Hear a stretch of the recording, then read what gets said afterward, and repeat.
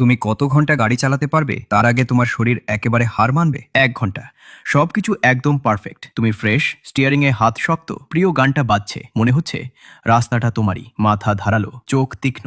সামনে কিছু পড়লে 1 সেকেন্ডও লাগবে না রিয়্যাক্ট করতে। এই সময়টায় তুমি নিজেকে অজেয় ভাবছো, তাই না? কিন্তু 8 ঘন্টা পর নিচের পিঠে কেমন টান ধরছে, কফিটা আর কাজ করছে না, চোখ দুটো শুকনো, ভারী, আর হঠাৎ তুমি টের পেলে শেষ 10 মাইল কিভাবে পার করলে তোমার ঠিক মনে নেই। ভাবো তো, তুমি গাড়ি চালাচ্ছিলে কিন্তু তোমার ব্রেন কোথায় ছিল? এবার 17 ঘন্টা। এখানেই আসল বিপদ। তোমার ব্রেন এখন এমন ধীর যেন তুমি মাতাল অবস্থায় আছো। আইনিভাবে যাকে বলে ড্রাঙ্ক। রিয়াকশন টাইম অর্ধেক। মানে সামনে হঠাৎ ব্রেক লাইট জ্বলে উঠলে তোমার সিদ্ধান্ত নিতে যে 1 ফ্র্যাকশন সেকেন্ড লাগে, সেই ফ্র্যাকশনটাই এখন জীবন আর মৃত্যুর মাঝখানে দাঁড়িয়ে। তবু তুমি চালিয়ে যাচ্ছ 24 ঘন্টা। এবার শুরু হয় এমন কিছু যেটা তুমি টেরই পাবে না, মাইক্রো স্লিপ।